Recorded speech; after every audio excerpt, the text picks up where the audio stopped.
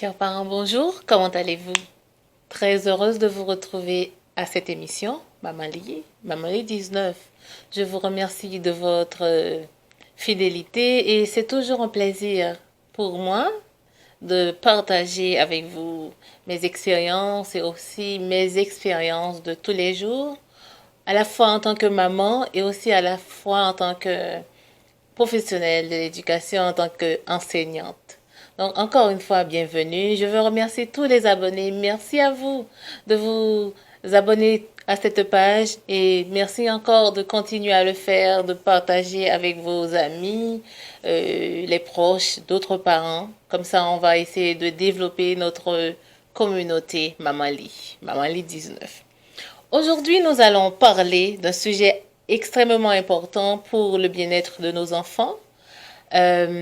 C'est quelque chose qui nous concerne tous en tant qu'adultes et précisément au cours de ce mois de mai, ce sujet va être au centre de nos interventions avec les enfants.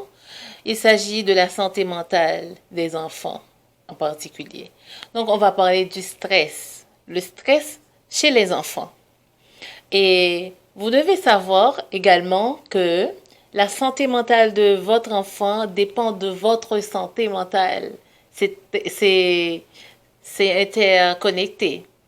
Donc, vous devez prendre soin de la mentale de votre enfant de la même façon que vous allez prendre soin de votre santé mentale. Alors, vous devez savoir aussi que les raisons pour les enfants ne sont pas toujours les mêmes que pour les parents, bien entendu. Mais on va en parler. Je vais vous proposer 5 bonnes raisons pour lesquelles il faut tenir compte de la santé mentale de votre enfant. Premièrement, c'est la relation de confiance qu'il faut établir avec votre enfant. Quand je parle de la relation de confiance, cela signifie tout d'abord de développer une bonne relation avec votre enfant. Il faut être au courant de la vie de votre enfant, des aspects quotidiens de votre enfant. Par exemple, s'il y a des changements au niveau de ses comportements, vous devez en être informé. Pour cela, il faut être capable de développer une bonne relation pour être au courant de ça. Alors, quand je parle de la relation de confiance, cela ne veut pas dire absence de désaccord ou absence de correction, bien entendu. On peut, par le renforcement positif, intervenir en ce qui concerne la correction. Donc, par exemple, quand vous êtes fâché, vous n'aimez pas un comportement, que votre enfant a fait quelque chose, il ne faut pas le cacher, il ne faut pas cacher votre colère, il faut l'exprimer. C'est une façon aussi qui va aider votre enfant à vous connaître et à développer des liens, justement. Alors, je vais vous donner un exemple au niveau de concernant ça. Et il faut prendre le temps de discuter avec votre enfant. Récemment, je faisais une sortie avec ma fille. On était en train de prendre une marche et elle avait réagi d'une façon que j'avais pas trop appréciée. Là, j'étais pas contente. J'ai montré que j'étais fâchée et là, elle était un peu triste. Moi aussi, je lui ai dit que j'étais triste à cause de son comportement. Mais après, quand on est rentré à la maison, elle m'a sorti une phrase comme ça. Maman, j'ai peur que tu m'aimes plus. Là, ça m'avait touchée. Donc, c'est pour vous dire que l'enfant à son âge, un enfant de 5 ans, ne peut pas comprendre que sa maman n'est pas contente. Elle pense que sa maman ne l'aime pas. Au contraire, il faut essayer de rassurer l'enfant, lui montrer que on l'aime, mais on n'est pas d'accord avec avec le comportement qui se fait dans le présent. En fait, le comportement que l'enfant a montré. Donc, c'est pour vous dire que cette relation de confiance s'établit vraiment dans l'échange, dans les rapports quotidiens. Deuxième raison pour laquelle il faut tenir compte du stress l'état du stress de votre enfant, c'est parce que cela peut avoir des conséquences négatives sur son apprentissage. Un enfant qui n'est pas très content, un enfant qui n'est pas épanoui, ça peut avoir des conséquences néfastes. C'est-à-dire, l'enfant peut se mettre en repli au niveau des activités en classe ou peut ne pas se montrer intéressé à ses propres apprentissages. Donc, cela est donc important. Il faut en tenir compte. Donc, je ça, c'est un aspect important et je peux aussi donner des exemples par rapport à ça.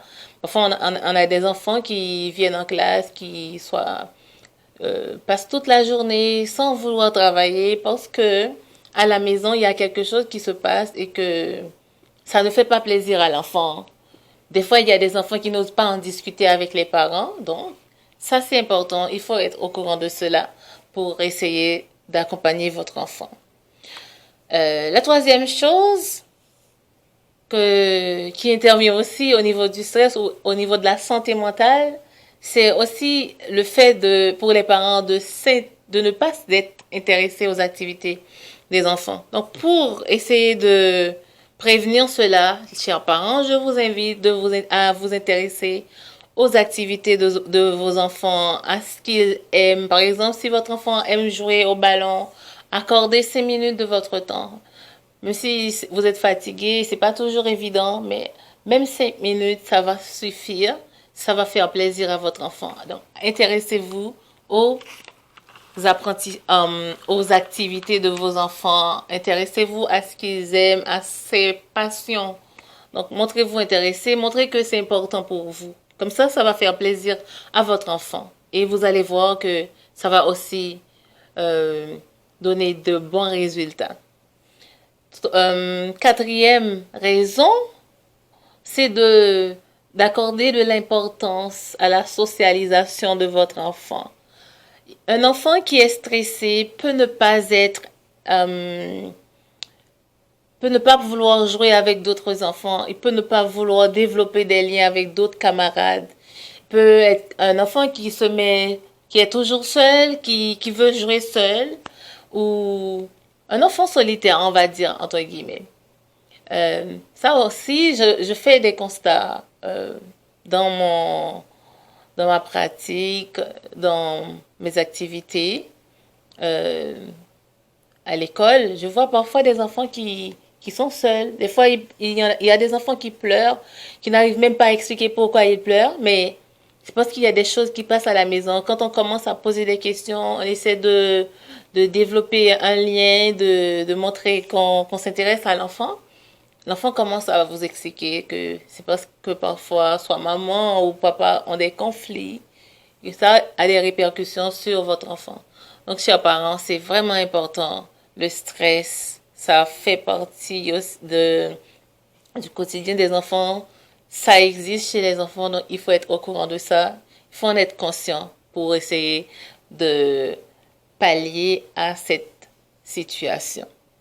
Et en tout dernier point, c'est le plus important, je dirais, soyez une source de motivation pour votre enfant, soyez une source de joie pour votre enfant. Quand votre enfant vous voit, quand il sait que maman ou papa va le rencontrer, il se sent content, il est heureux de vous rencontrer. Donc ça va aider votre enfant et vous allez aider aussi votre enfant à développer les liens et aussi à être social. Vous allez voir aussi que votre enfant va avoir des amis, il va être épanoui. Donc tout ce que je viens de vous dire, c'est pour le bien-être de votre enfant et de façon, on va dire, dans le long terme, ça va être aussi bénéfique pour vous et pour la société globale. Donc je vous remercie de votre écoute. C'est toujours un plaisir d'être avec vous. Mon nom est Shirley Brunache. Merci encore de vous abonner à cette page, la page de Maman Lit 19. Si cette vidéo vous a plu, merci de la partager et de la commenter. Merci d'investir dans l'éducation de votre enfant. Merci encore. Au revoir.